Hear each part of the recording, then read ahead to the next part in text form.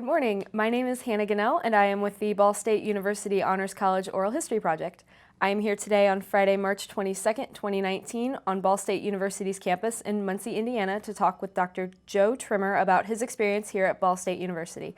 I would like to start by asking you when and where you were born. I was born in New York State, actually a town called Groton, which is near Ithaca, which is where Cornell is. I was born in 1941. Was there another part to that question, or is that it? What day were you born? Oh, August 4th, 1941. I'm a Leo. Can you tell me about your family life growing up? My father was a clergyman, otherwise known as a minister. He had worked in Groton when he got out of seminary, which was Colgate Rochester Divinity School. Then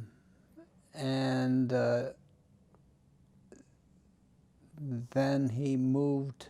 I was still very young. He moved to Syracuse, New York, to be director of an educational program for the Baptist Church in New York State.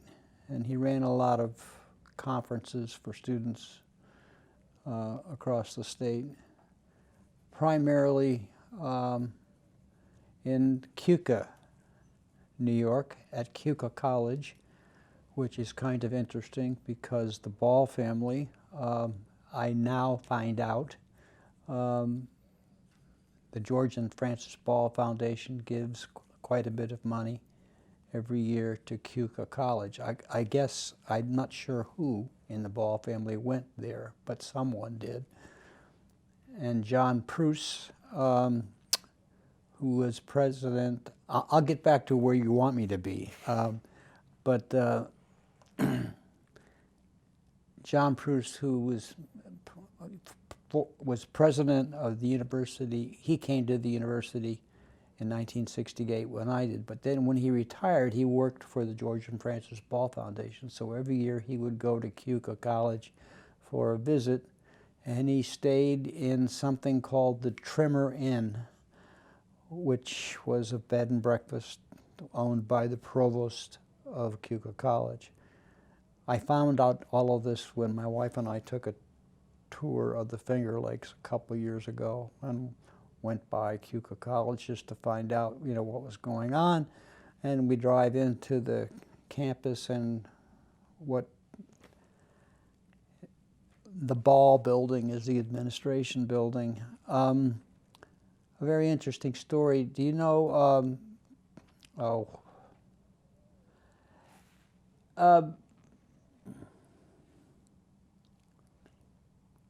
Dr. Doyle? Mike? Oh, I'm sorry, yes. What's the name of that group, that church group at the far west of New York State? From the 19th century? Yes. Okay. They ran. You're not talking about the Kevin Dago? No, the Chautauqua. Yes. All right. Right, because they do Chautauquas at Keuka College. Well, the uncle who funded the Ball brothers to come out here, the uncle wanted to set up a Chautauqua at Keuka College. So anyway, my father was involved in all of that. Then he moved to Schenectady, New York, which is the interesting town. It's not so much of an interesting town now, but when I lived there, it was the headquarters for the General Electric Executive Training Program, and it also was the headquarters for American Locomotive, And the people who worked in American Locomotive were primarily Italian. So that meant that either the families worked at American Locomotive or they had restaurants, which was an important part of my high school life. How deep and detailed do you want me to go on all of this? Oh, as deep as you would like to. Yeah, okay. So anyway, we moved to Schenectady. My father was the minister of the church there, a downtown church. It got very large when he got there. And he was sort of the person who ran the building fund and created a whole new wing for the church. And so I went to a school, elementary school called House School. And there are many stories there of, they asked me what my father did for a living. And I said, he doesn't do anything, he's a minister. Because that meant he didn't do what every other family did. That is, every other father would get up and go to work on Monday and come back on Friday night, and then would mow the lawn on Saturday and, play golf or whatever. My father, the reverse. He did things during the week, made calls on people in his church who were in the hospital and things like that. But his big job, of course, was the Sunday service. And Saturday was a time which was absolute quiet in my house. My father was writing his sermon. So that was not a pleasant arrangement, because I wanted to watch football or baseball or something on television. So I had to go elsewhere. Anyway, so I grew up in Schenectady and went to high school there, played football, and interestingly enough, when I moved here, I'm skipping ahead, I'll go back. When I moved here, Warren Vanderhill was moving in as well, and he was moving kitty corner from our house. We were renting houses in the same neighborhood, and he came over maybe first or second day. We were both in town, and we discovered that we had things in common, that his father was a minister, mine was. He went to a small liberal arts college. I did. I played sports. I played football. He played basketball.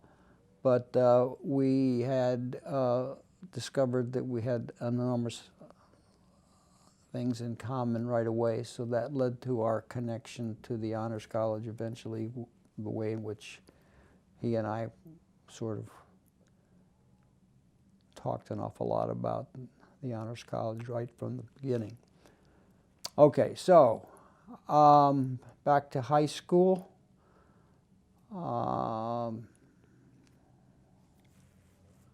I was in AP English, AP History. It was a very good high school. And the classes were in many ways like an honors class at Ball State. They were, we read books, but talked about books, were in small discussion groups, wrote a lot of papers.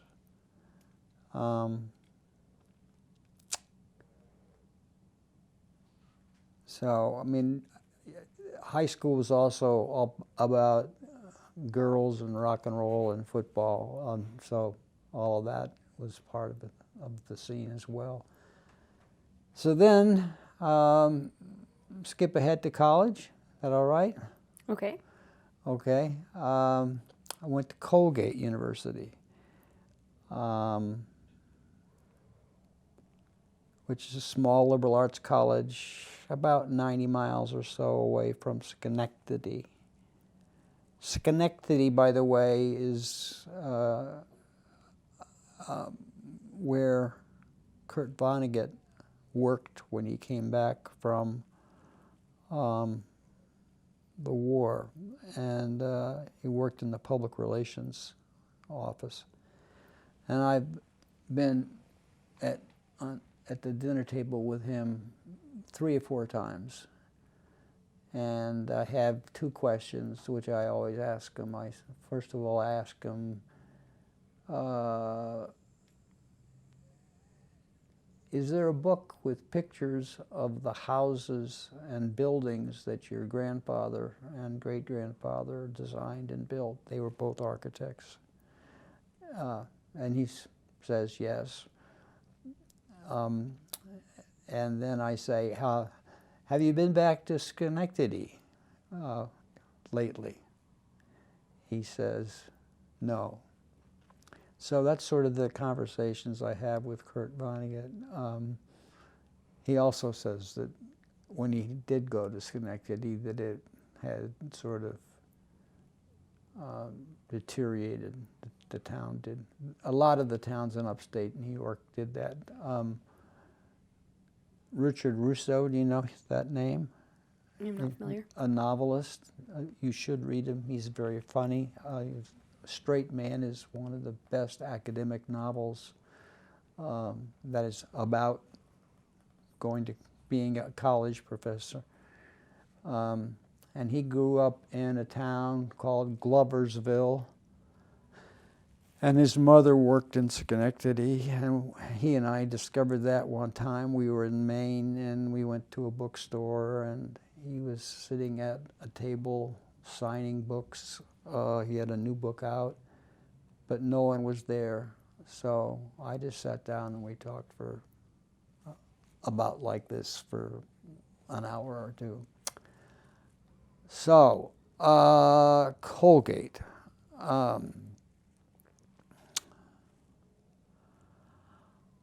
There were a lot of reasons that I went to Colgate. I looked at Dartmouth, and I looked at, it's hard to explain to people in the Midwest where there's Big Ten schools and state schools. When I went to school in New York, there were no state schools. There are now. There were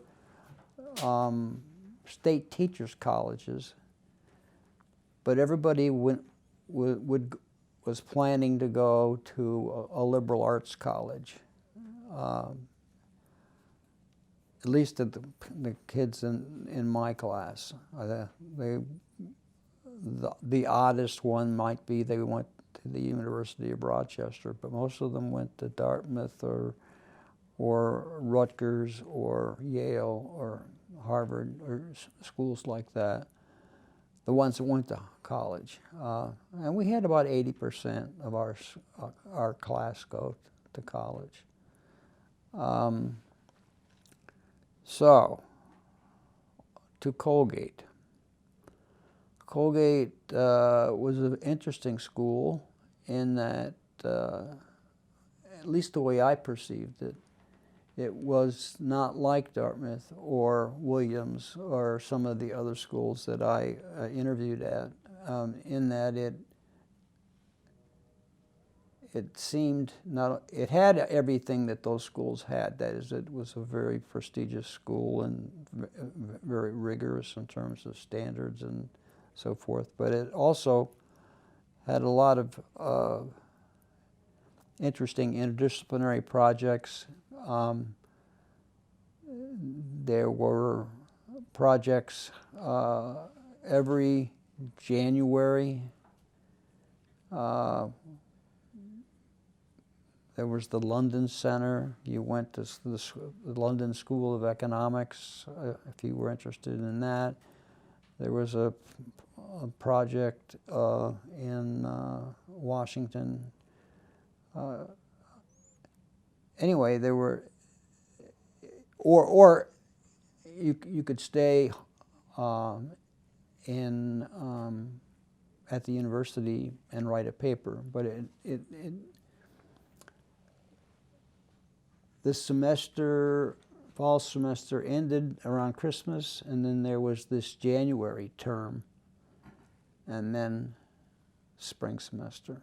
But the January term was about a month, so it was either you went on one of these projects overseas or in someplace in the States. I know some kids went on an Alaskan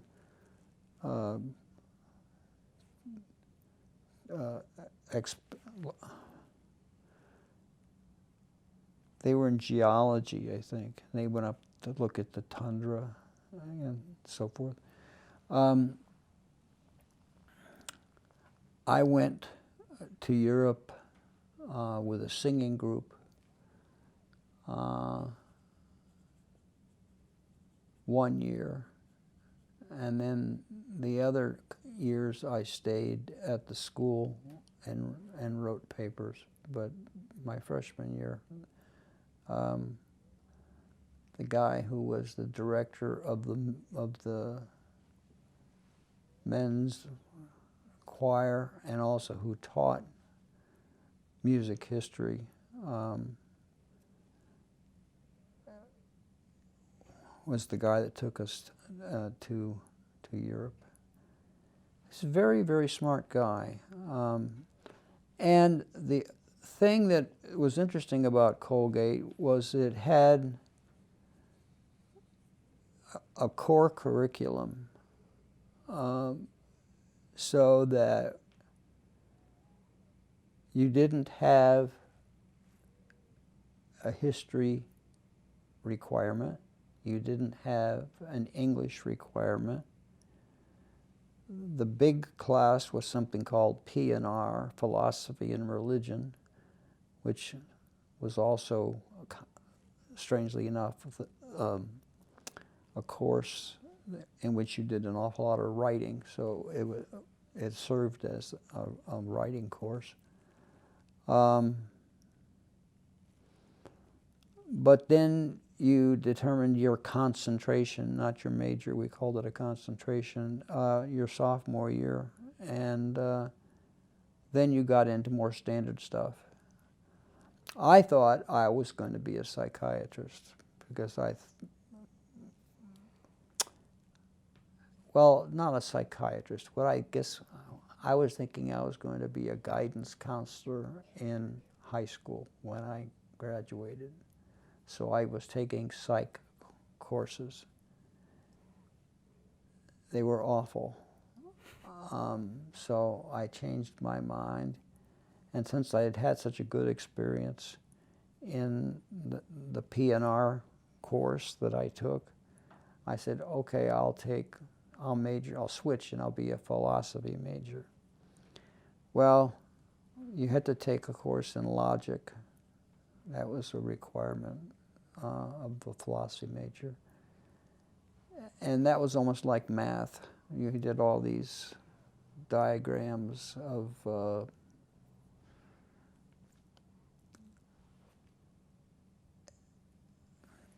I'm not quite sure how to explain it. Anyway, that didn't work out. So then I switched to literature as my major. And so then I discovered the teacher who really changed my life. I mean, a wonderful, wonderful teacher. And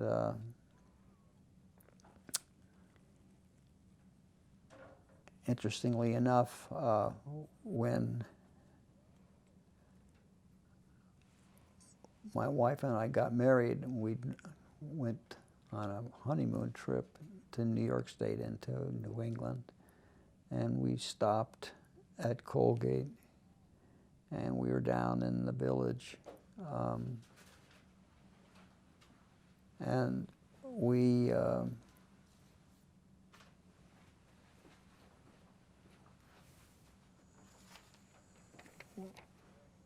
discovered the professor there that I was so fond of, and he said, "I remember you." I said, "Uh-huh." He said, "You were going to be you were pre-med, right?" He hadn't got a clue who I was, so, but anyway. So, am I getting too, is your note suggesting that I am wandering too much? It's completely okay. I would like to ask you, though, this professor who you said changed your life, Yeah. what was this person's name? His name was Jonathan Kistler, Kistler. And what years did you attend Colgate? 1959 to 1963.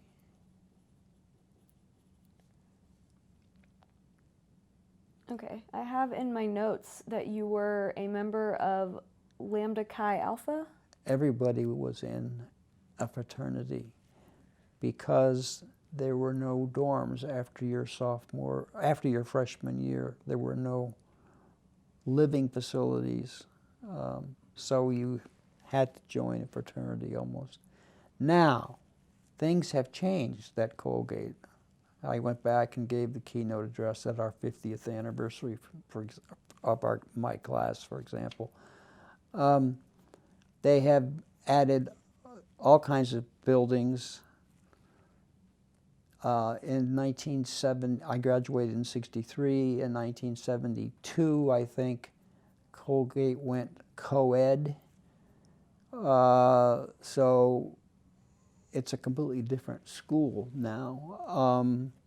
When I was there, to give you a sense of how trapped we were in a small town, upstate New York. We were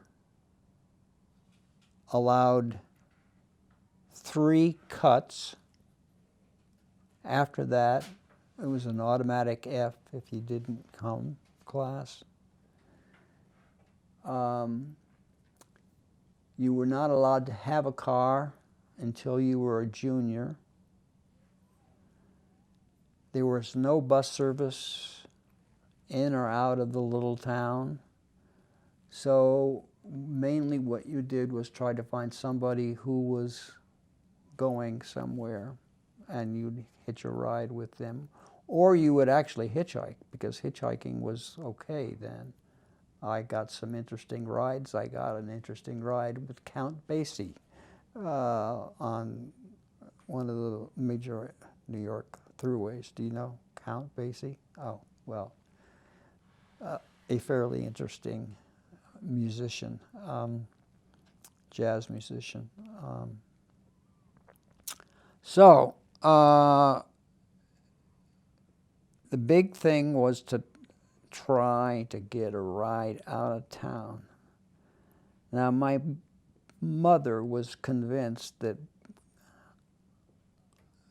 by going to Colgate, an all-men's school, I would pay more attention to studies than to girls and rock and roll and other things like that seemed to be my primary interest in high school.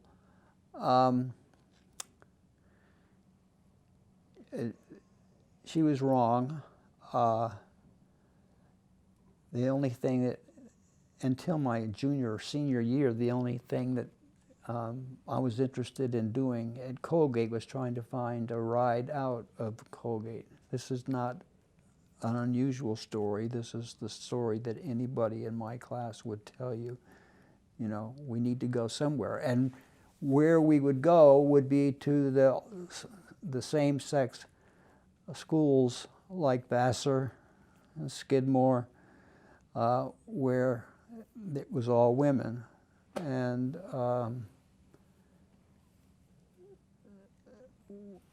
so it was an interesting experience in gender relationships. Going back now to that school, and I've gone back and done consulting work for that school 4 or 5 times, particularly for their writing program. And as I said, on our 50th anniversary of our class, I sort of was in charge of putting together the program. And I did a keynote talk. So I did a lot of studying of the difference between when I went to that school and the way it was now. For example, the SAT scores of the women much higher than the men. A lot of things like that. I also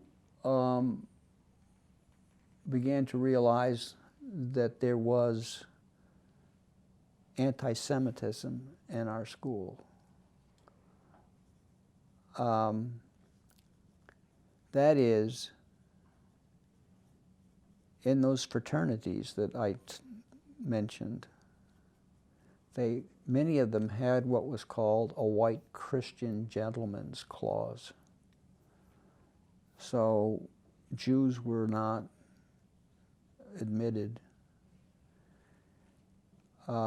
This was not unusual in the Ivy schools. Harvard and Yale had great difficulty balancing out the fact that the smartest kids that were applying every year were Jews, and I didn't realize this until I did all this work, looking at the class for our 50th anniversary. The other thing I didn't realize was that there was, or I didn't realize the significance of, was that there was only 2 members of our class. There were 300 in my class. There were only 2 African American guys, and they were both recruited because they played basketball. One of them went on to be editor of the New York Times Book Review.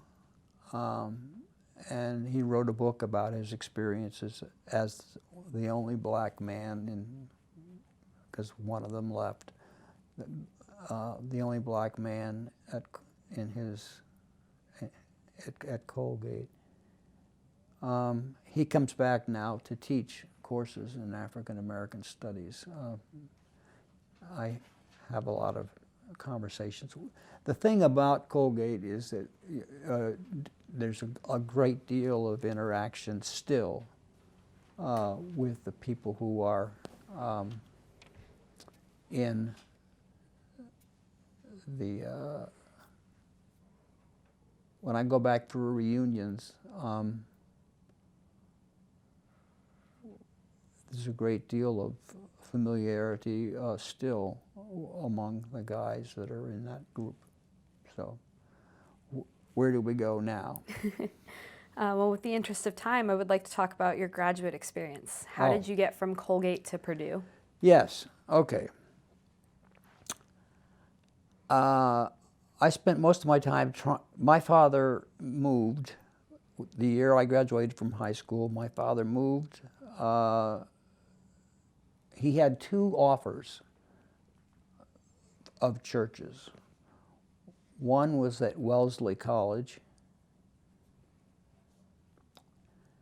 which was a women's college. It still is one of the best women's colleges in the country. And the other one was at Purdue. You could see which one I wanted him to take. He took the one at Purdue. I helped him move out here, I should say. But I also swore the minute I got out here that I would never come back.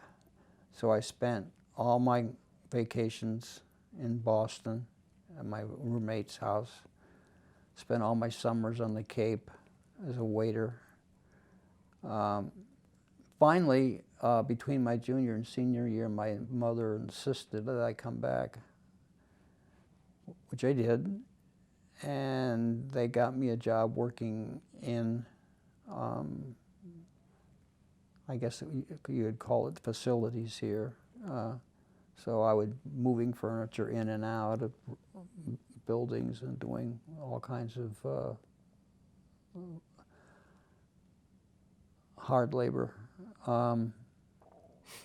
which knocked the preppy nonsense out of me pretty quickly. But I decided that I would take a class. We ended our workday at 3 o'clock, and so I took a class in American literature, and the woman who taught it turned out to be my dissertation director eventually. I went back after that junior year very excited about the teacher that I had at Purdue. And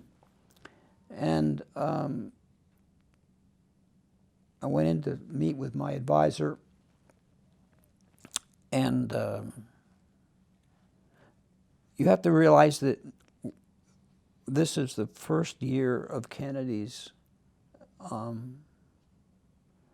election to the presidency. And the thing that a lot of the guys that came out of my college had interesting experiences. Either they went to Wall Street right away, which was a common job. A lot of the fathers had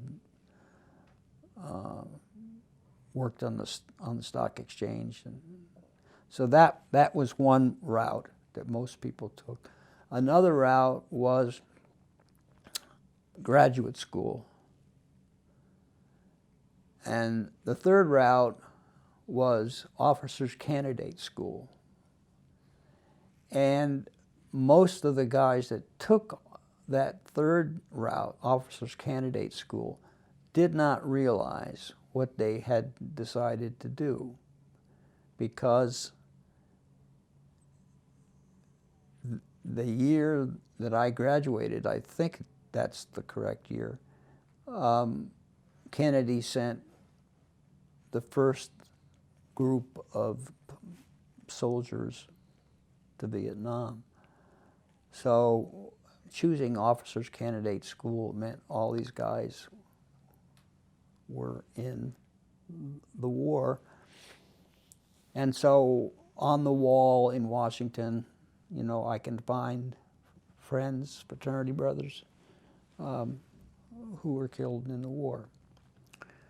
So anyway, I go back to my advisor and I say, I'm going to go to graduate school. And he says, what are you going to study? I said, American literature, I think.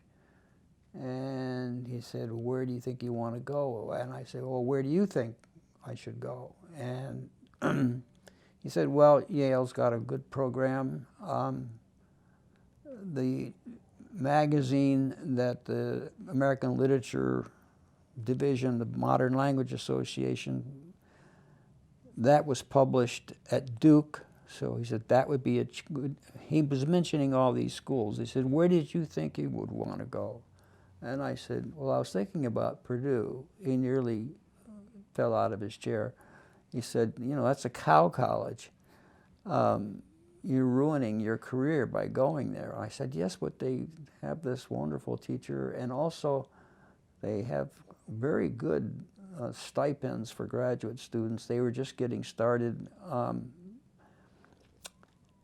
And so he sort of gave up on me, and he said, well, go ahead and do what you're going to do. And that's what I did. I just came out to Purdue and went through my master's fairly quickly.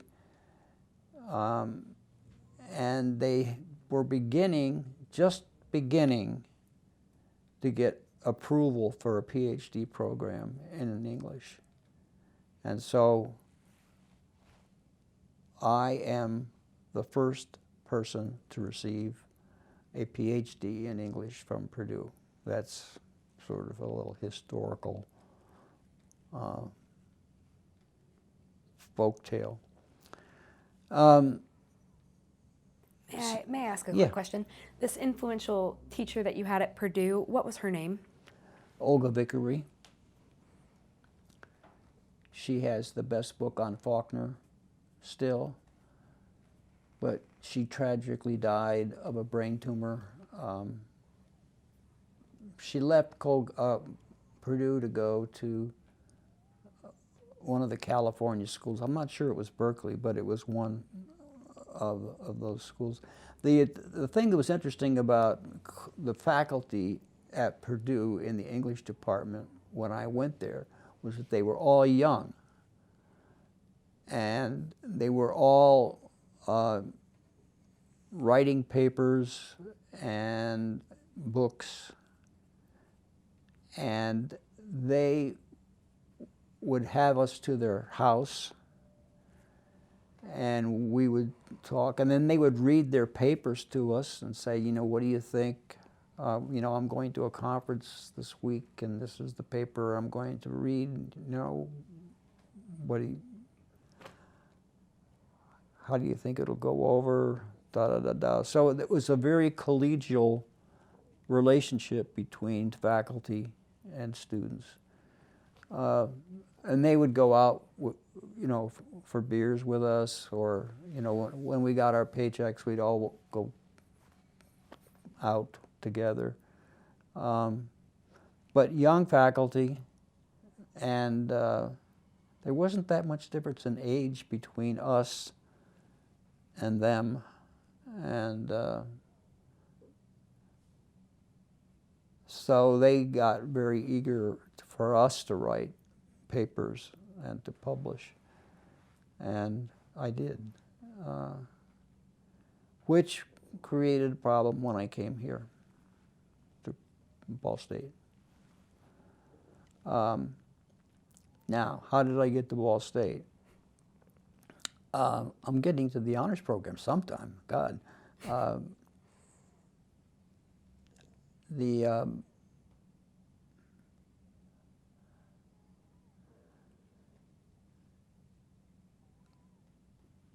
I looked at and was invited to be on the faculty at the University of Virginia, the University of Washington, University of Colorado, some small liberal arts colleges, Kalamazoo, and then there was a conference at Purdue, and a faculty member from Ball State was there, and he was looking for young faculty, and his salary was higher than any of the other. The University of Virginia offered me $6,000 a year to teach there. That was a good salary. This is before inflation. Washington, same thing, $6,500. Ball State offered me $9,500 to teach here.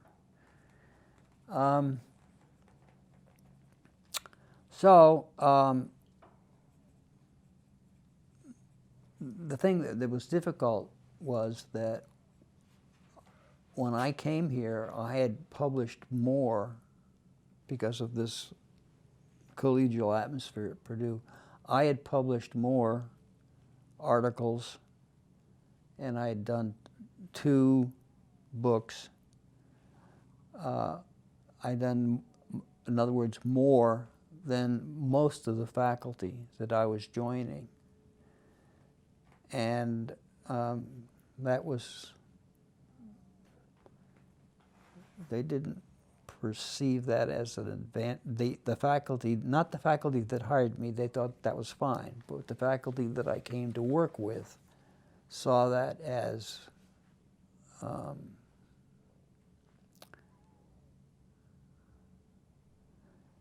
it meant that I could conceivably teach any of the courses that they had taught for years. And so they didn't want me around.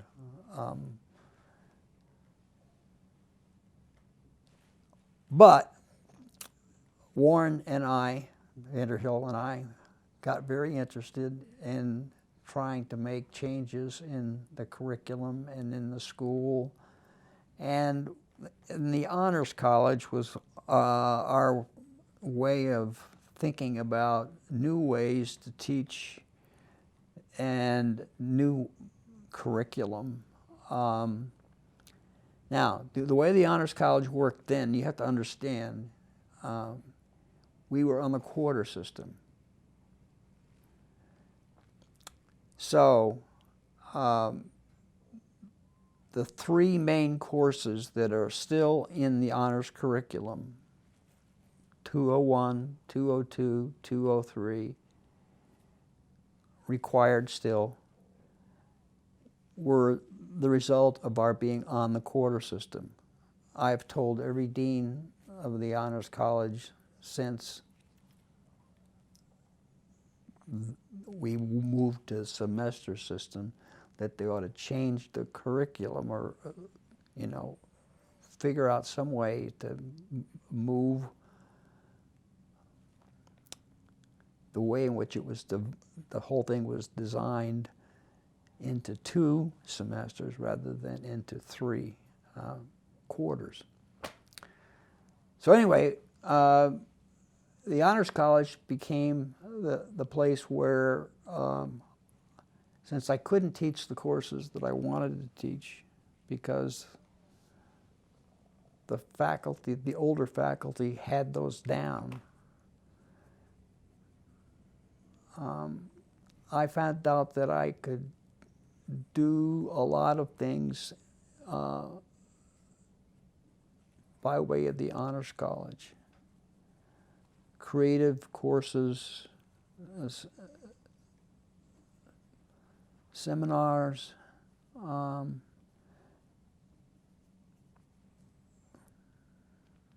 want to stop for a sec? Do you need a break? I'm just trying to think where we are in terms of time. Oh, okay. Being a young faculty member who in fact got a letter from John Pruce at the end of my first year here saying, sorry to hear that you are not making satisfactory progress toward tenure. This was a letter essentially saying that I was in trouble because I was trying to teach the courses that I thought I was hired to teach, and 2 women were sort of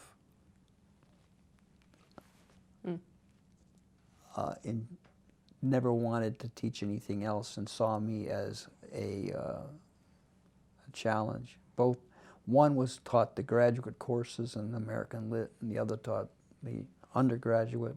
They didn't want me anywhere near those courses.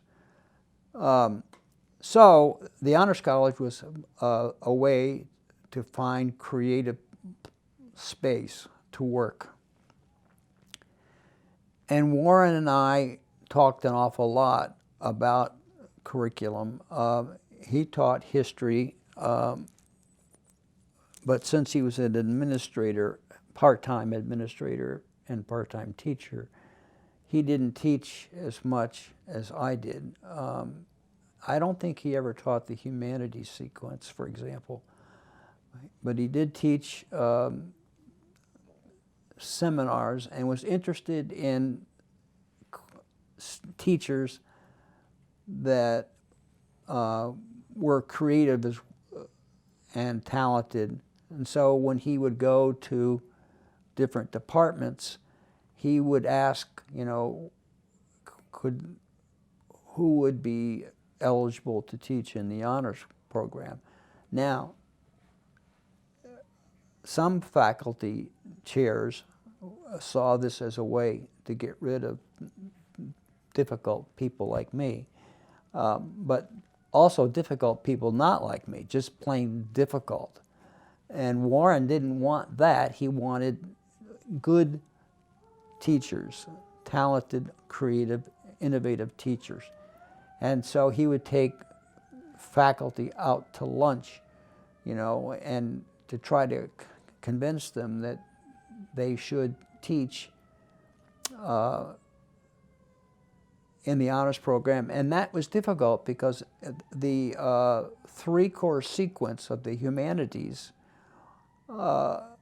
had, like for me, there was only maybe a third of the last course that had anything to do with what I had studied and taught in graduate school, modern American literature.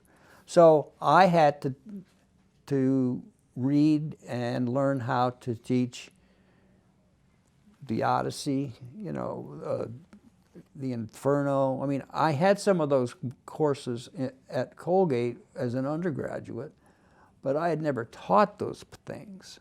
And then there was a whole section in 202 that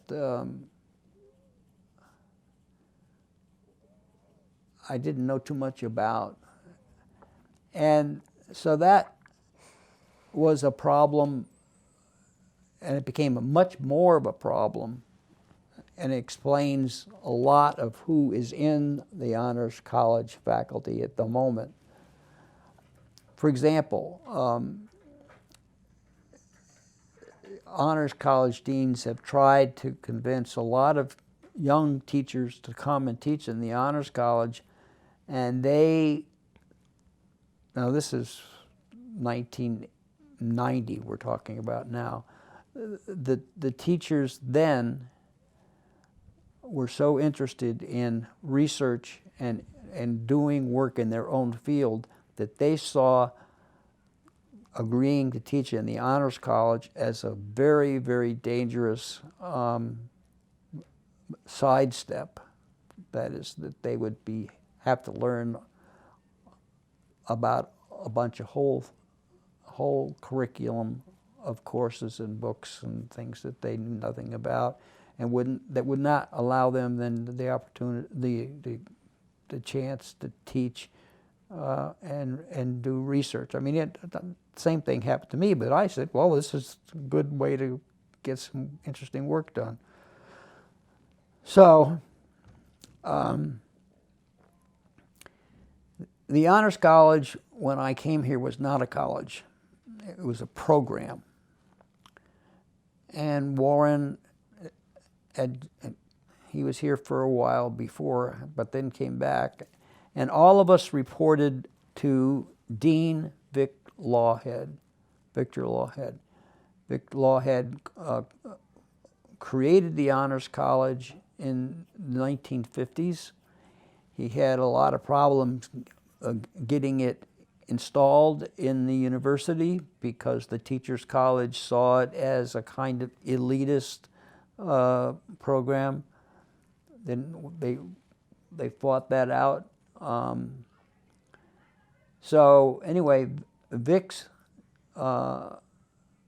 title was Dean of Undergraduate Programs. He had the Honors College reported to him, 3 or 4 other programs. There was a program for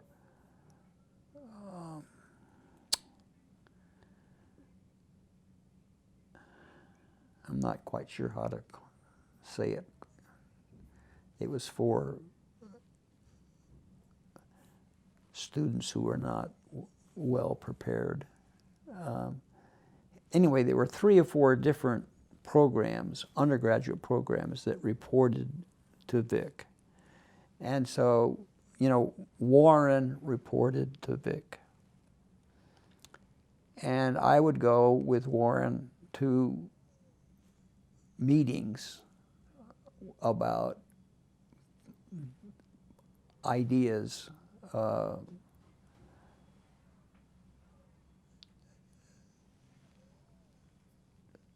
We created a lecture series.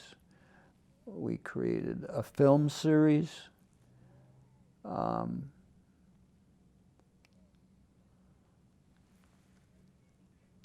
And we wound up finding a lot of young teachers who we could talk into teaching in the honors program. The honors program had an office in a little house down south of the student center. And then Vic Lawhead got this idea of a living learning program out at Carmichael. And the guy who was in charge of that, he took me to lunch, and it was the year after that letter that I got from John Pruce about my danger toward tenure. So I figured that going out to Carmichael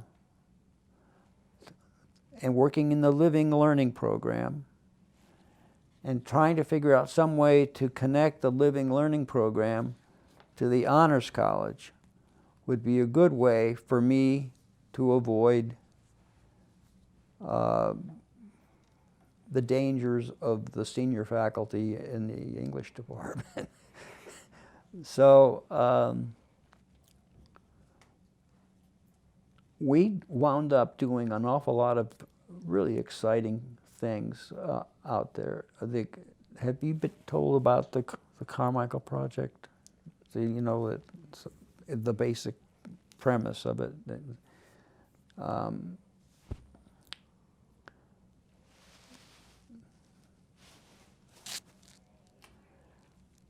I got in trouble again when I decided that I thought it would be great to have a special sequence of, there was a guy out there who was, we had all these young people out at Carmichael who were interested in doing almost anything, you know, that seemed exciting from an educational point of view. So my idea was that there would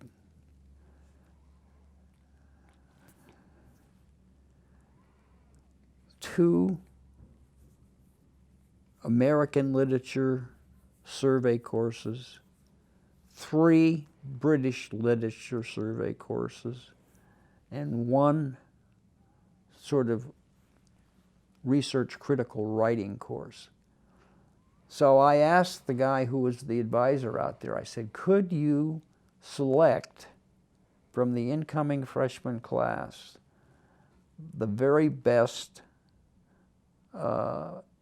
potential English majors in terms of SAT scores and everything like that, and we'll put them together, a group of 25, and they will take all of those courses together. That is, they will take 6 courses. The 3 Brit literature course, the 2 American lit, and the critical writing course. It was, and then we asked certain teachers from the main campus who were specialists in those areas to come out to Carmichael to teach. Now, again, the faculty in my department suddenly said that I was sapping all, or sucking, maybe the better word, all the best students out of the courses that they wanted to teach on their regular. And I was doing a disservice again to the university and to their teaching, because they wouldn't get a chance to teach these very talented students. Some of them were so talented that they decided to leave Ball State and went to places like Radcliffe and Smith and other schools on the East Coast. I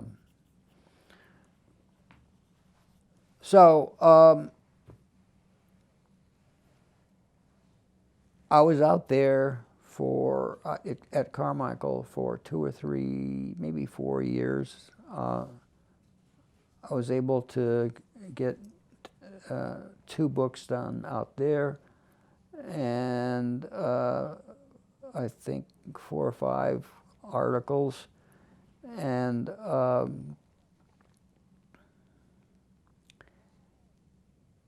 then the chairman of the English department, a new chair, came out to see me and wanted to know whether I wanted to be director of the writing program, the freshman writing program.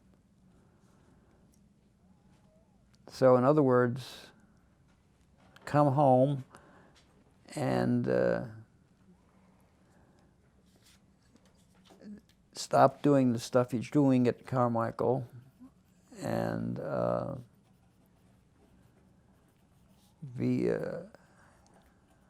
go to the dark side, be an administrator. You seem to be able to organize things. And so,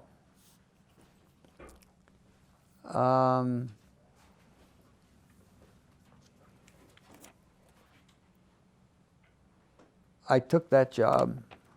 I went down to, and I was director of the freshman writing program then for 7 years. What year did you become director?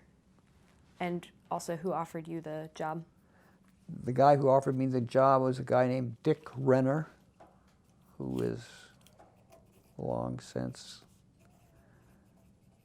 passed away.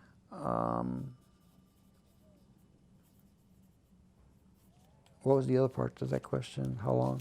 What year did you take over? I think 72. I'd have to have my Vita in front of me, but I think 72 to 80. Oh, I was doing a lot of things other than just doing the director of the writing program. I was also working on the Middletown films, writing another book, and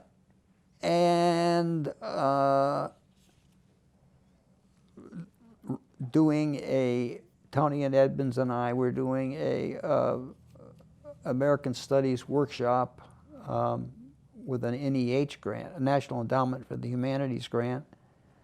And then that morphed into a grant with European teachers and American teachers working in Washington, D.C. And the reason I now know the date for that whole experience was because that's when I had my heart attack. Would you like to talk about that? Well, it's just, there are several, not causes, but possible reasons for having a heart attack. One is family history, one is cholesterol. There's 7 actually. Family history, cholesterol, blood pressure, smoking, obesity. Anyway, the last one was stress. And so when we started talking about, you know, why did I have a heart attack, that list, working on the Middletown films, and I don't know what Warren told you about his work on the Middletown films, but mine was pretty intense. I was the primary researcher for the films. And so the primary researcher for the films, writing a book, director of the writing program, doing this NEH project in Washington, in Ball State initially, and then in Washington. These were summer research, summer institutes for teachers. If you add all those things up, it's no wonder if stress is an issue that I had a heart attack. So when I returned to the department, to teaching, they had just decided to start a PhD program in composition and rhetoric. And they just had 5 or 6 students or something like that. But the chairman of the department said, now that you're back and you've been asked to slow down a little bit, why don't you become the chair for our PhD program? So you see this slide from teaching into administration, which was not something that I had planned at all. I don't know where, you know, my scholarly life went. I mean, it still was there. I was still writing, but I kept on getting these offers to do administrative work. And they seemed to be interesting. That's 11 o'clock. I know where we are. Okay.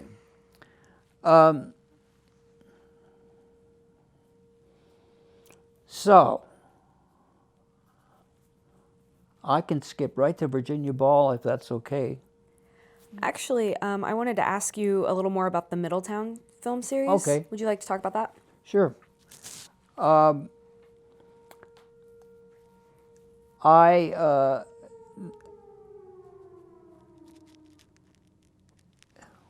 Dwight Hoover, who was a member of the history department at the time, had been to some conference and had learned that the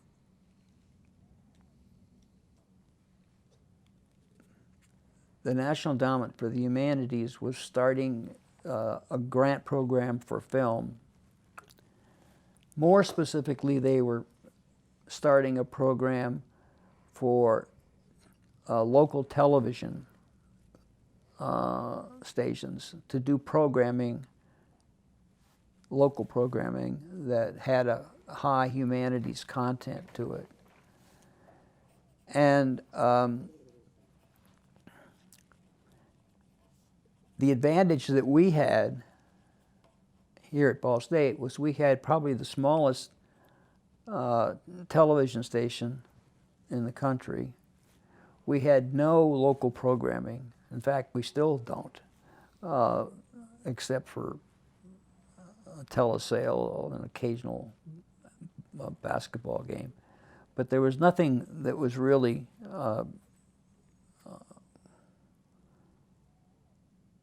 the kind of programming that you'd get out of Boston or New York. In fact, if you look at the programming that's on PBS, 80% of it comes from the BBC. You know, it's films that they've taken from England. So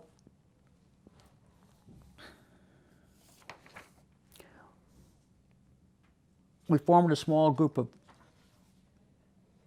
faculty, mainly Warren, Dwight, and me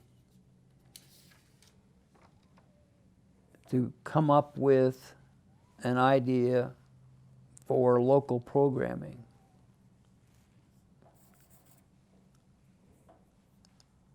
I'm not sure whose idea it was. I am absolutely positive it was mine, but I'm sure Dwight thought it was his and Warren thought it was his. But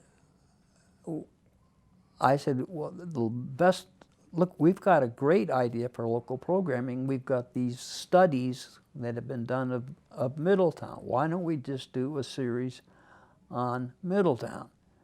Now, the problem there became that Dwight Hoover, who was a historian, wanted to see this as a historical study in the films.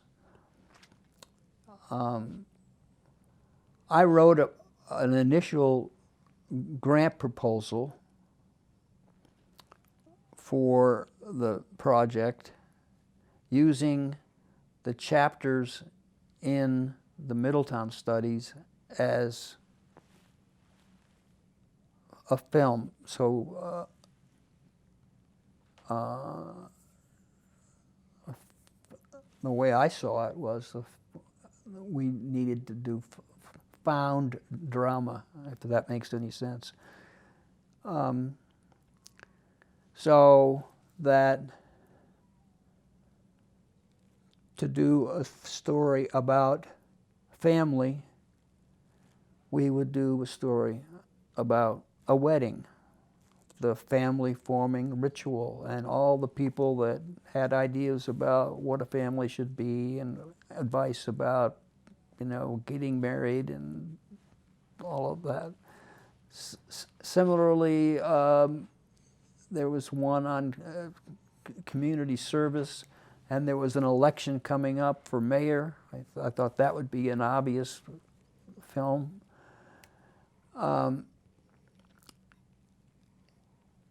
And then I thought the best thing to do would to see if we could really pull all this off was to see if there was any audience for it.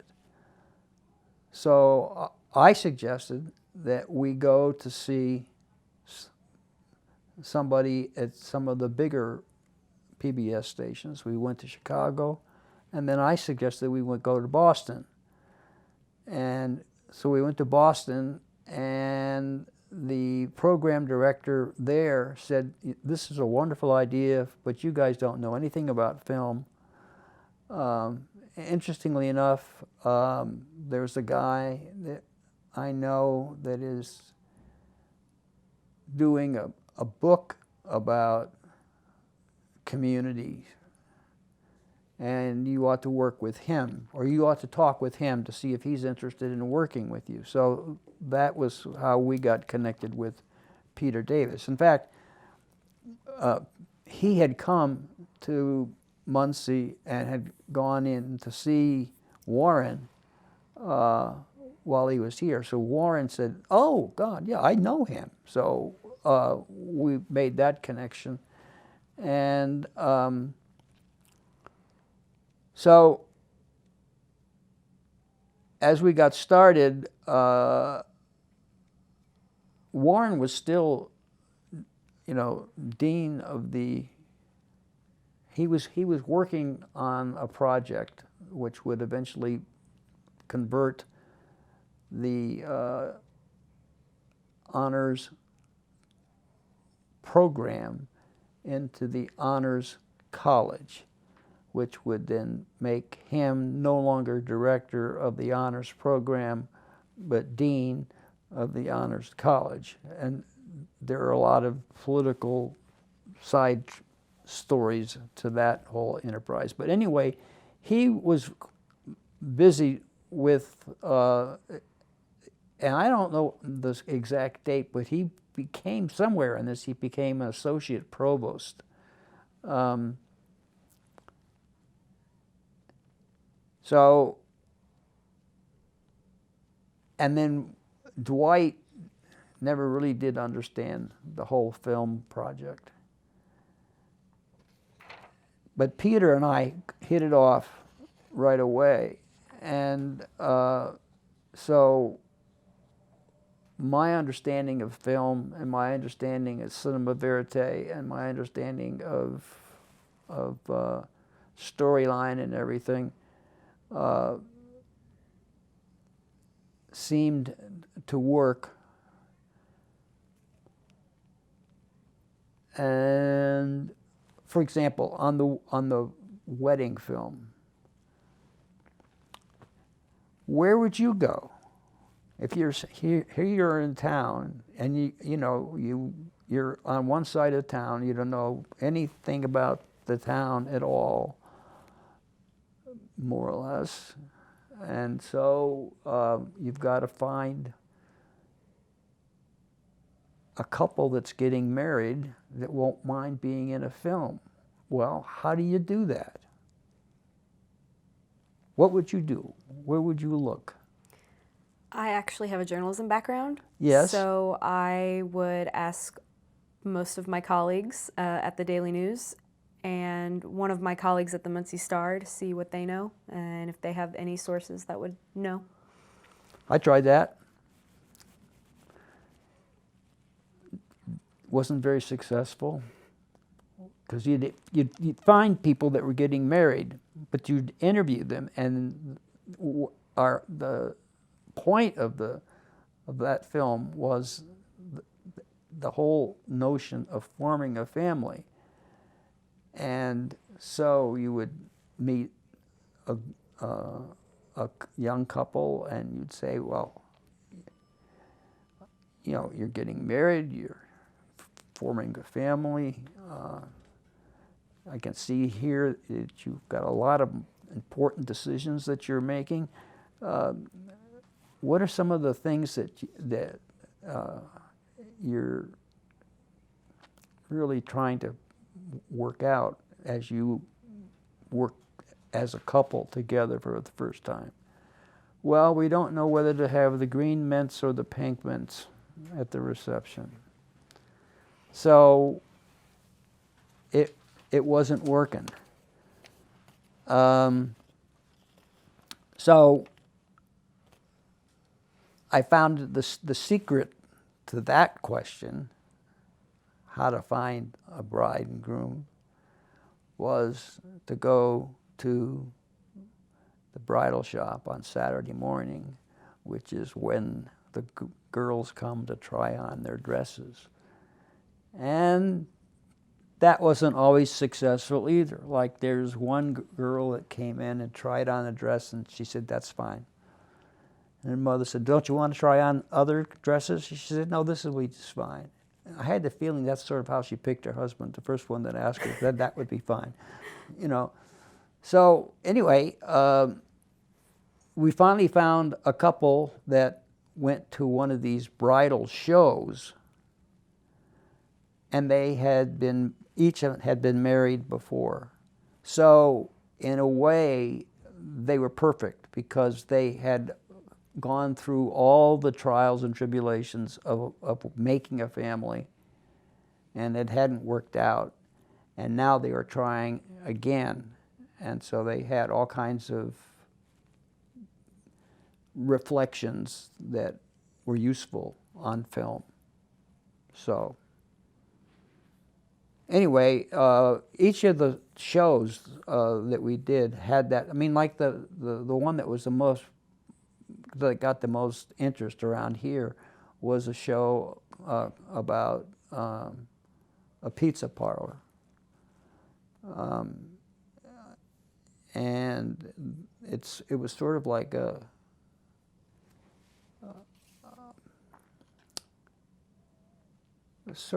a death of a salesman story, because from a filming point of view,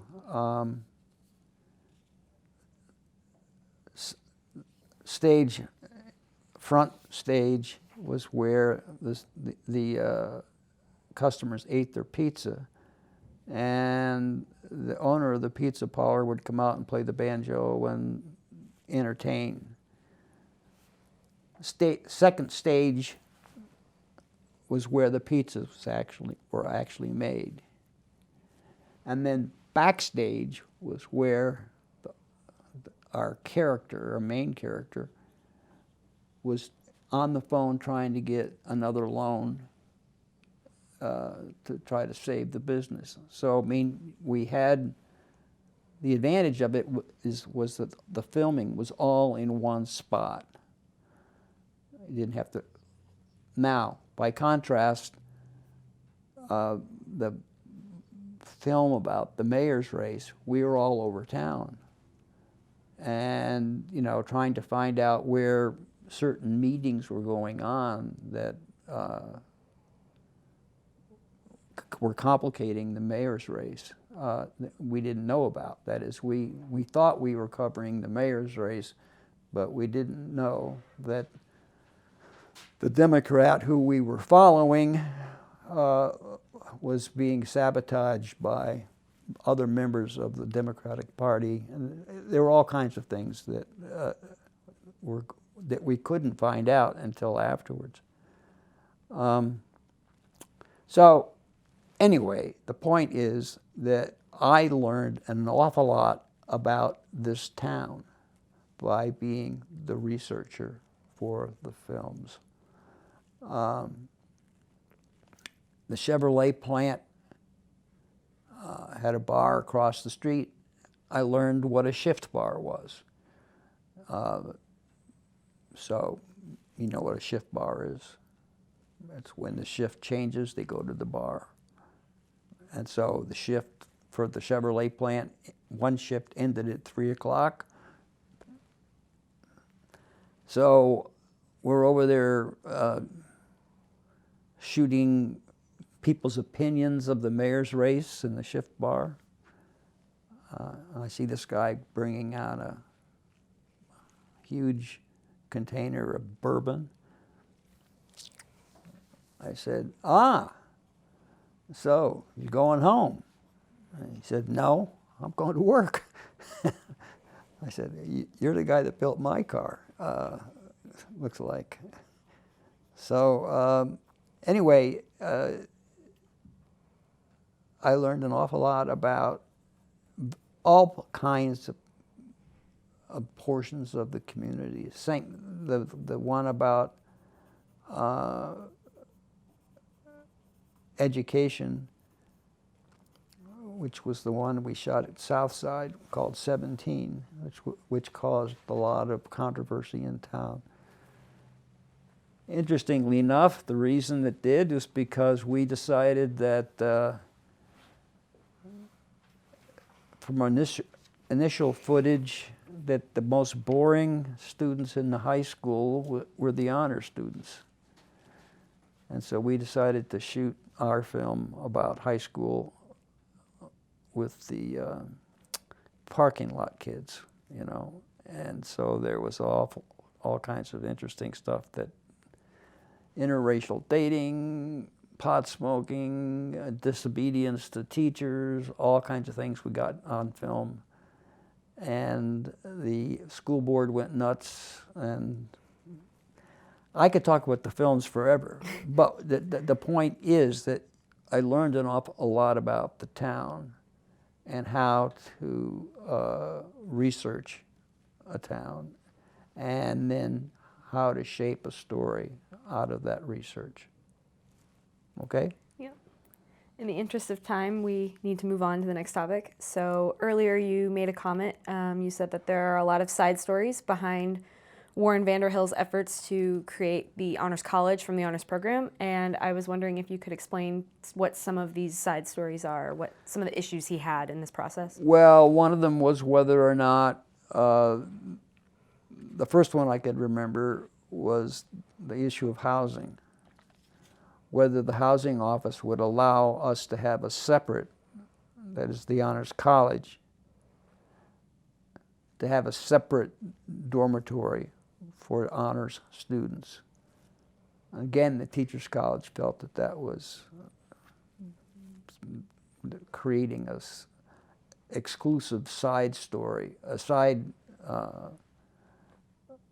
living arrangement, sort of like the football dorm at University of Alabama or something like that, you know.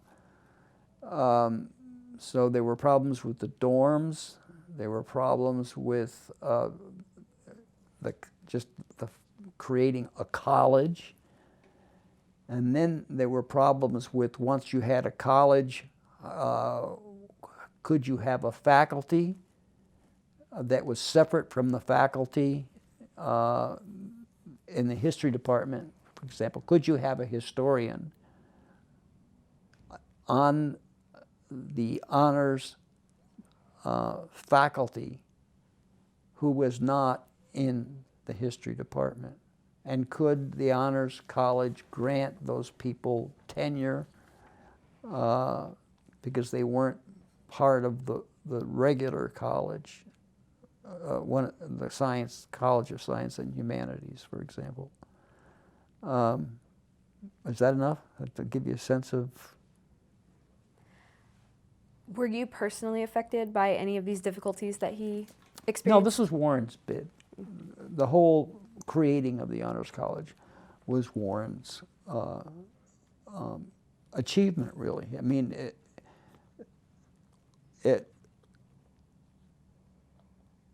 and it also helped him become a very creative provost when he got that job. He was very eager to get involved in academic events and programs. That we had something called University, which we ran for 3 or 4 years. I mean, the college ran, the university ran.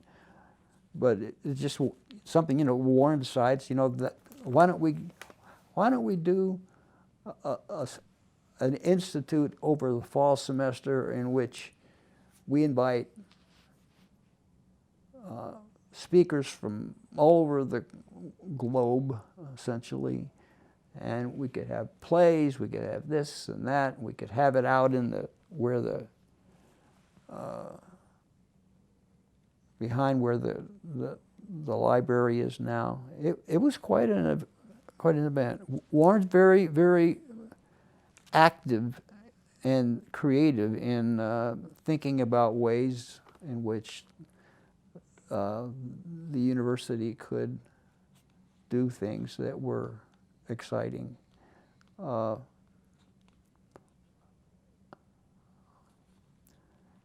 current provost, I'm not sure, but the provost since Warren have, well, Bev Pitts was a very important person that followed Warren, but Warren really did do an awful lot to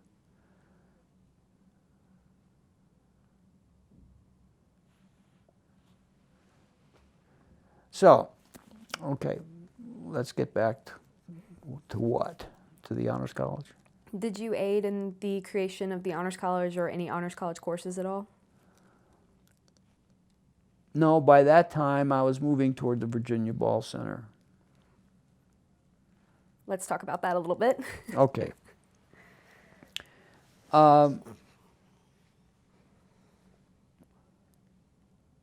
We were in another capital fund drive, and they determined that whereas Ed Ball had given money to the telecommunications department, you can think of the building, the Ed Ball building, which is between Letterman and AJ. The Ball Communications Building? Yeah, that's Ed Ball, okay. So whereas he had given money to the university, Virginia had not. Both of them in their second marriages, their first spouses both died. Both tragically. So they were living in the honors house. The whole story of why they lived there and not over on Minnetrista that takes 2 hours to explain, so we won't go into that. But anyway, there they were in that house, and the university was just starting to build what is now the Music Tech building, right, with Sursa Hall and all of that. And they thought, well, Virginia Ball had majored in music when she was in college and taught music as a high school teacher. In fact, she was the band director. And so they thought they could get money from her and name that Music Tech building after her. So John Worthen and Warren went to meet with her, and she said, I'm going to give you money, but I don't want another building. You're going to have to work harder than that.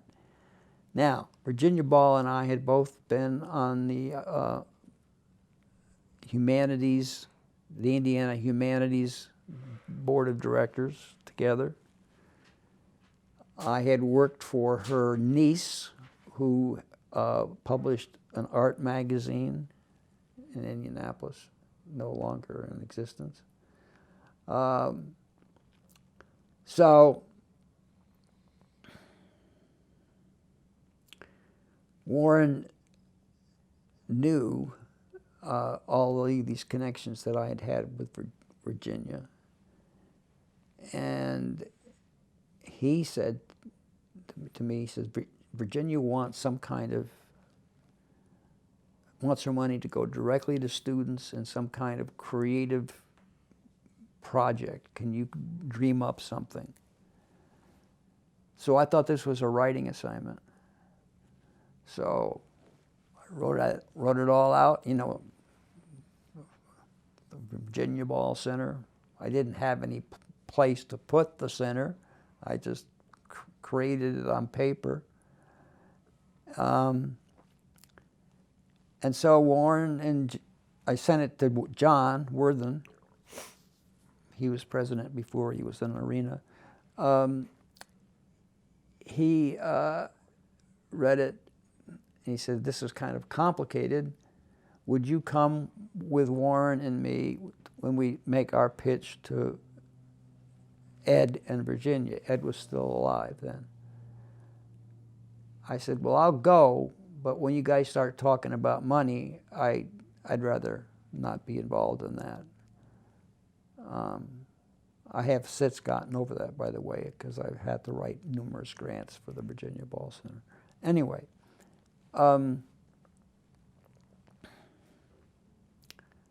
so we go, we make the pitch. I tell them all about the center, my ideas for the center. Then I leave. This was on a Thursday, I think. Then I get a call on Monday from Worthen. Says, Virginia will fund it on one condition. I said, what's that? He said, you've got to run it. I said, oh, geez. So there goes the life that I had planned up to that point. I just finished building a huge study in the back of my house, 2 stories or sliding ladder with bookshelves, and this was going to be the place where I was going to do, now that I was out of all these different things, I was going to do all my writing. I had my schedule all fixed so that I would be writing from 7 in the morning until 2 in the afternoon, and then I would go in and teach maybe a couple of classes at night, and that would be it. And I had contracts pending with 3 or 4 different publishers, and I saw the offer to be the director of the Virginia Ball Center is yet again going to the dark side, becoming an administrator. And, oh, in the conversation that we had with Ed and Virginia, Virginia says, "And where will my center be?" And out of the blue, John says, "Well, we were thinking about the Kitzelman House. It hasn't been used for very much. Underutilized facility was the way it was characterized." And so at the beginning, there was a lot of concern about the fact that it was so far off campus that students wouldn't want to go off campus. And also at that time, there was concern about internet, whether or not we could get internet service working out there. To show you where we work in terms of the whole internet revolution, we spent a lot of our initial money the first year in buying laptops for the students because we figured they wouldn't have them. And then, like the second year, we discovered they all had them, and we didn't need to have all these other laptops. So I don't know what we did with those. I think we gave them to some charity or something. But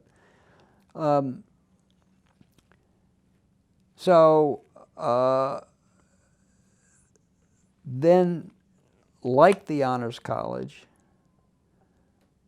the Virginia Ball Center created difficulties for faculty members because they would have to give up a whole semester. The way the Virginia Ball Center worked was that we would buy out a faculty member from his or her department so that their total semester would be they would have an office out at the Kitzelman House. They would teach nothing else. They would just run the seminar that they proposed. And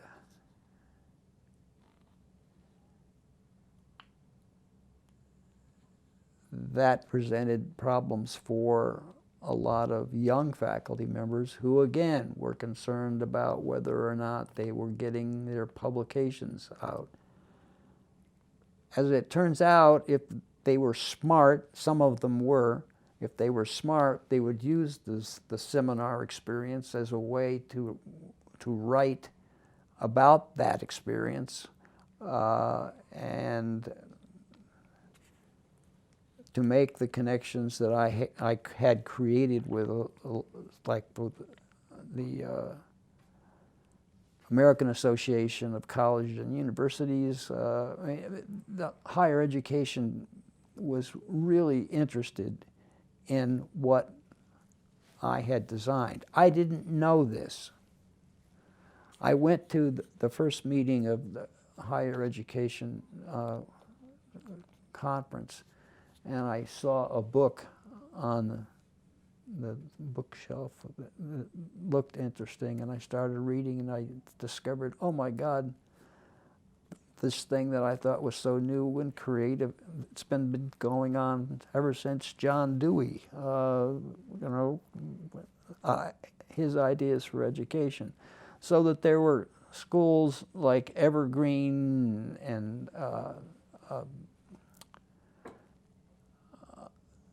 Hampshire and Washington, in New Hampshire, in Massachusetts. All these small liberal arts colleges that were doing a lot of the things that I wanted people to do at the Virginia Ball Center. So for the first 4 or 5 years of the center's existence, I had a conference that I went to, and it was in different parts of the country every year. I would select 4 or 5 colleges that were very interesting, like when we went to California, Pitzer and Santa Cruz, Redlands. These are 4 or 5 colleges that I worked ahead. I called the public relations person at each one of these schools, said, I would like to spend 3 or 4 days on your campus. I'd like to meet with students.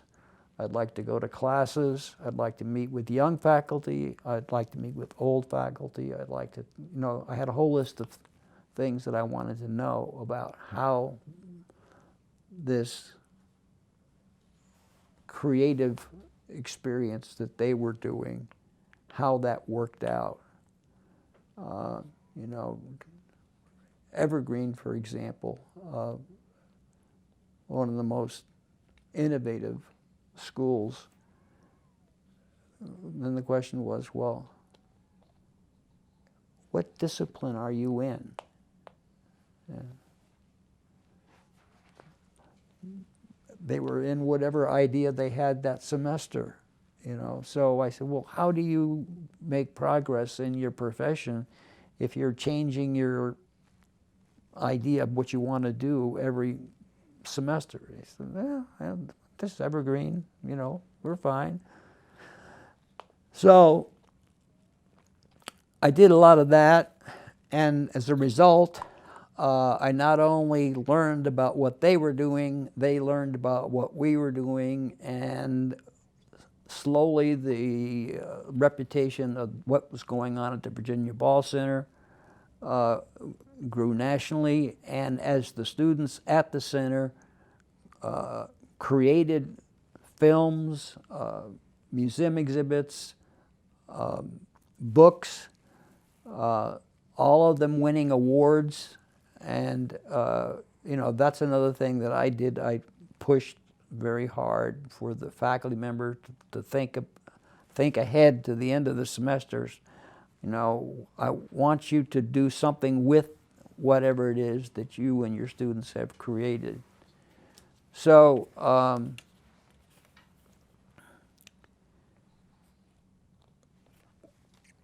students have won like 10 Emmys for their films. They have won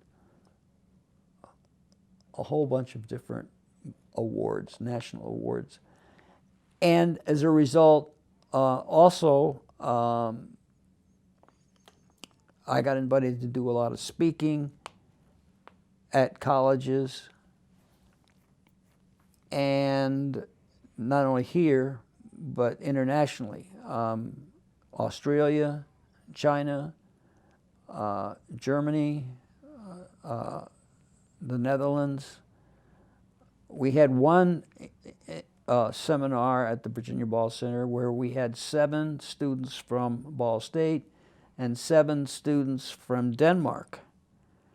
And they came here for half the semester and worked on their half of the project, and then the American students went to Denmark for the second half of the semester.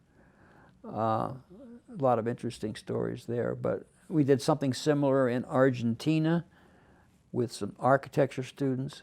So every semester there was something new happening, and as a result, each seminar had to do a public showcase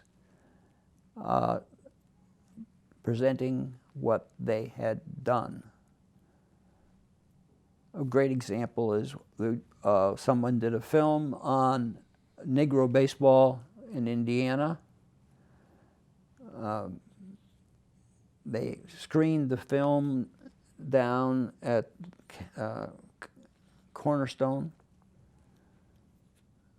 There used to be a guy that sold hot dogs down by where Brothers is now.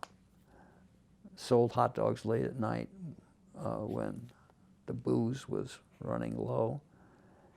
But what better thing to serve at a screening of a film about baseball than to have that guy there serving hot dogs and popcorn and root beer.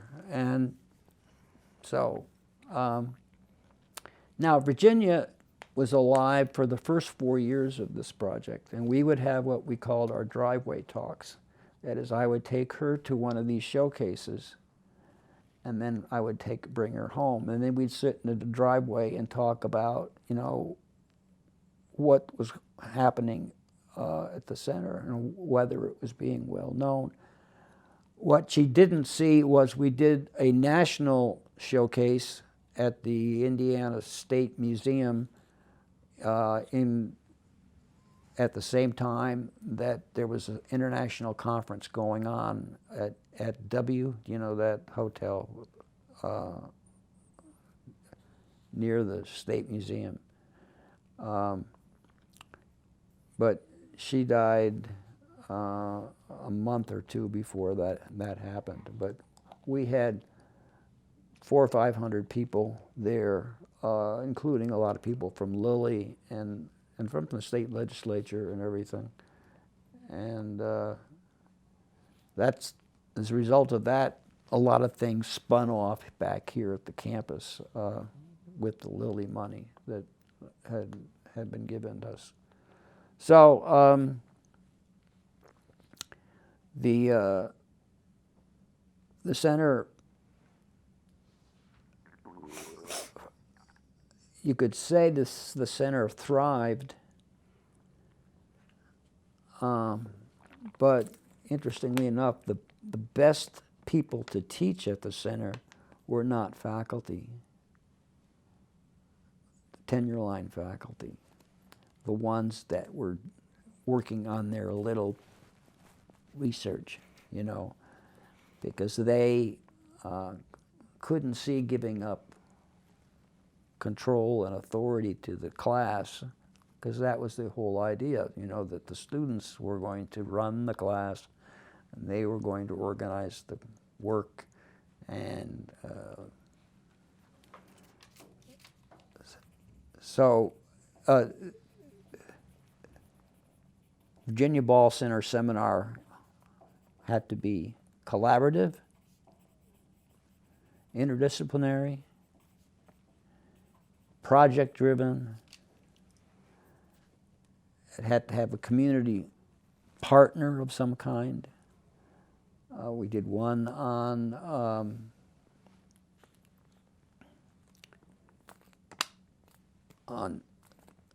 sexual abuse on campus, which was very, very interesting. We were lucky enough to find 2 people who were willing to talk at length about their experience. And one girl had gone to Florida when she was 19, she had a false ID. Some guy roofed her, and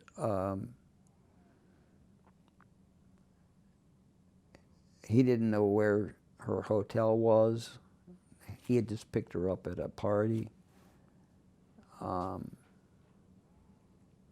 Anyway, the whole story of what happened to her and what she should have done instead of what she did do, and the fact that this whole project started because a faculty member discovered through a friend who was a nurse that there was that rape kits were just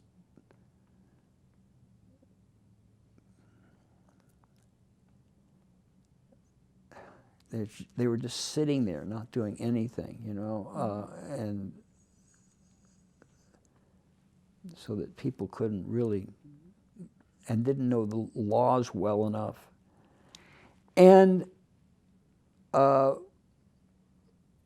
we found out from that most sororities have, girls on campus sorority have a program on, I don't know what the technical word is. You know what it? Sexual assault. No, not sexual assault. No. There's just a word that covers not restraint, but it's how to protect yourself. Self-defense. Yeah, but that's not the word. There's a code word that is used in student affairs, and so we went down to, if you go down to Indianapolis and you go around 465, there's a place called the Pyramids. I'm familiar with it. Yeah, a lot of the sorority and fraternity headquarters are located in that general area. Oh, okay. And so we had a big screening of that film down there.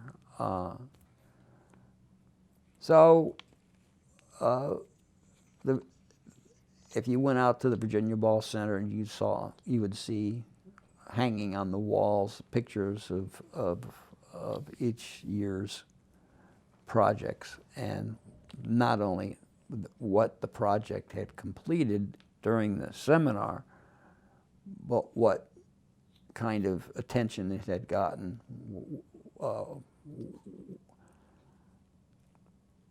The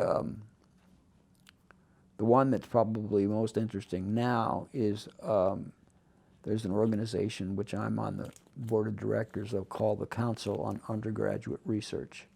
It has a headquarters in Washington. And I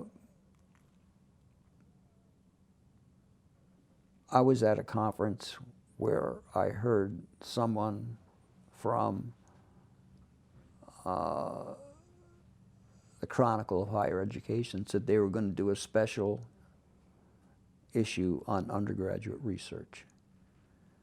And of course, I saw what we were doing at the Virginia Ball Center as undergraduate research.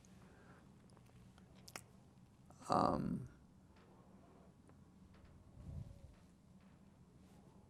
lost the thread of where this was going. Anyway, shoot, I lost it. Yeah. Stop for a minute. We actually have about 10 minutes remaining. Okay. So I have, How many questions? well, really just this one, to kind of bring our interview to a close. How did the structure of the Virginia Ball Center seminar courses, how did that impact the Honors College? Did it impact the Honors College? It impacted the Honors College and it impacted the university. I knew when Virginia Ball was appointed president of the university, she had been teaching at, she had been provost at the University of Massachusetts in Boston. And I had friends on the faculty there, and I called and asked them what she was like, and they gave me a pretty good characterization. But they also apparently talked to her about what I was doing at the Virginia Ball Center. So, like the first or second week that she was here at the university, she came out to see me at the center in my office, and I had a coffee table in front of my couch, and on it were all kinds of like DVD cases and books and things that were sort of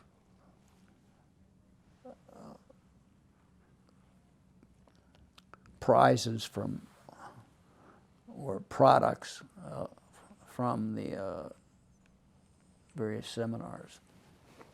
And she got fascinated by that.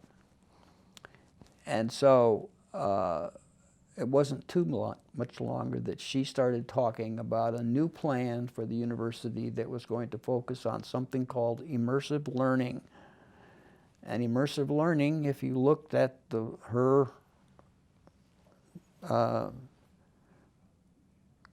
criteria for immersive learning, the criteria were straight off of the Virginia Ball Center's criteria.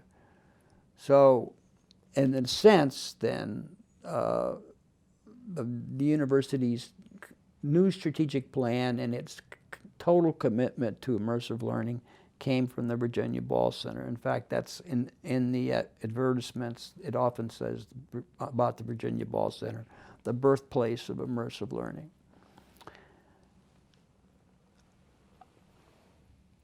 One of the first seminars at the Virginia Ball Center was done by Tony Edmonds, Joanne Edmonds, his wife, and Jim Rubel, the Dean of the Honors College. And so they got very interested in what the process and project, or the structure of the curriculum or the structure of space and time and everything that could be done at the Virginia Ball Center, how that might be used in the Honors College. And so there is still, to this day, a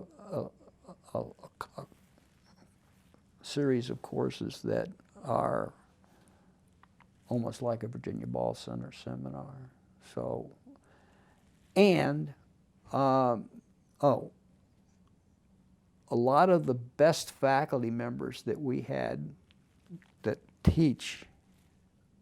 came out to teach at the Virginia Ball Center were adjunct faculty members. That is, faculty members who were not on a tenure line, who were not obsessed with tenure and with publications, and were creative about doing all kinds of interesting things with students.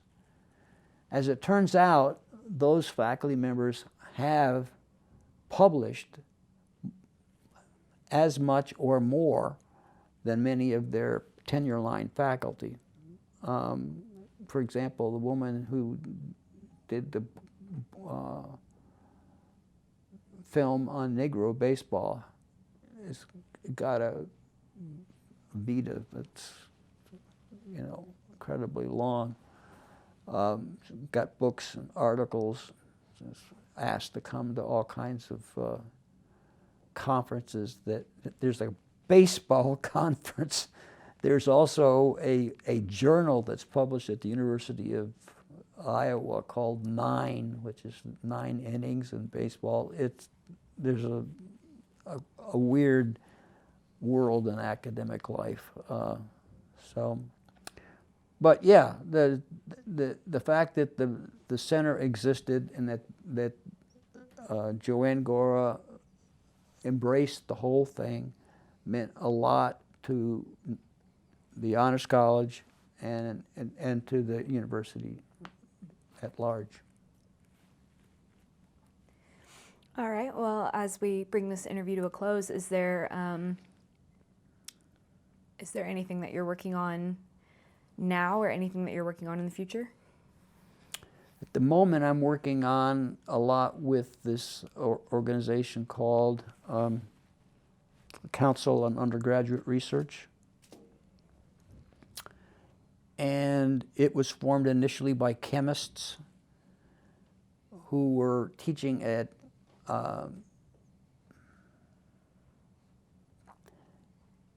PUIs, principally undergraduate institutions. And they were concerned that they weren't getting enough funding from any NIH and NSF. They were all the funding was going to the big R1 research schools. So they formed this organization to try to be much more proactive and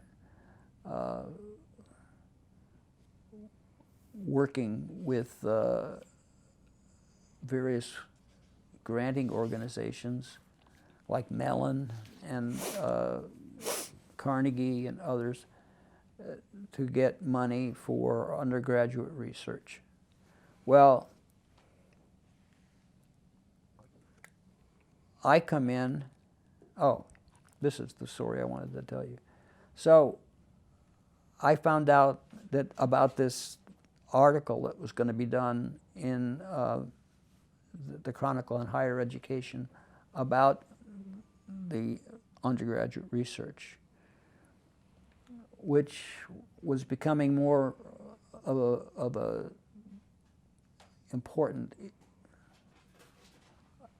thing in higher education because it was listed as part of the high impact practices, which came out as a major study about what students felt as if what piece of their education had the highest impact on them, and undergraduate research was named number one about.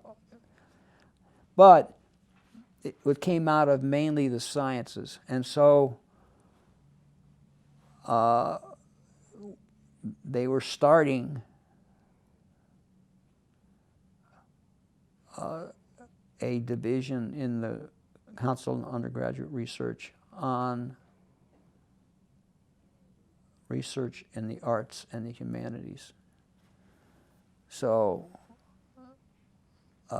Joe jumps in again, and we had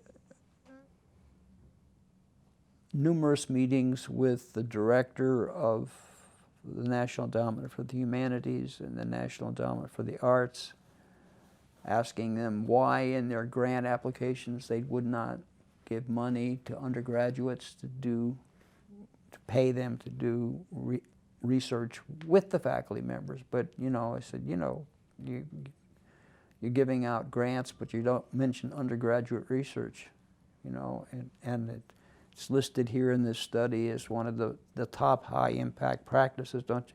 So we had all these meetings with the administrations of NEH and NEA, and now NEH lists undergraduate research as a possible grant thing.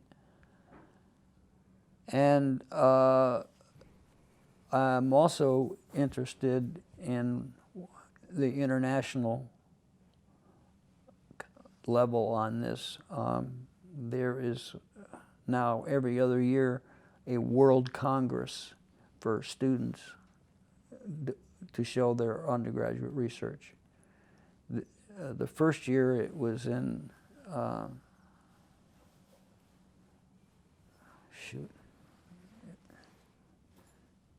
one of the Emirate,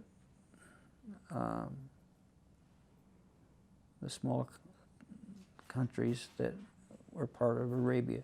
But this year it's in Germany, and I created a fund for student travel to go to the conference to present research. So I'm interested in international undergraduate research has become an international movement. Germany, England, Australia, all of these places have very, very active undergraduate research programs in the university systems. And so that's what I'm working on now. All right. Well, we are out of time. But before the camera turns off, is there anything that I didn't ask you that I should have asked you? Probably. But I'm sort of talked out. I think the Honors College is really, the way it's pitched, I'm sure Warren pitches it this way, is, we have a liberal arts college, small liberal arts college. Ball State has all the advantages of a research institution, a large, certainly with the new health building, it's going to be even more so. It has all the advantages of that. It has all the advantages of you know, athletes, football, basketball. It has all the advantages of that Emmons, you know, the things that a large university like IU would have. It has all that, but it also has a small liberal arts college embedded in it. And the people who have gone to, the students who are graduates of, my wife and I have a scholarship for undergraduates at the of the honors program, and we also give an award every year for the outstanding thesis. Two, one for the standard thesis and one for the creative thesis. So we continue to be involved in the Honors College that way. We don't select the people who win these awards, we just take them to lunch and keep track of what they're doing. So, but no, I can't think of anything. I've talked about shotgun all over the place, so I'm sure if I had sat down and written something, it would have been much more cogent and logical. But Well, that's okay. We prefer this more candid approach, unplanned. So on behalf of the Ball State University Honors College Oral History Project, I would like to thank you for taking the time to sit down and speak with me today. thank you. Okay.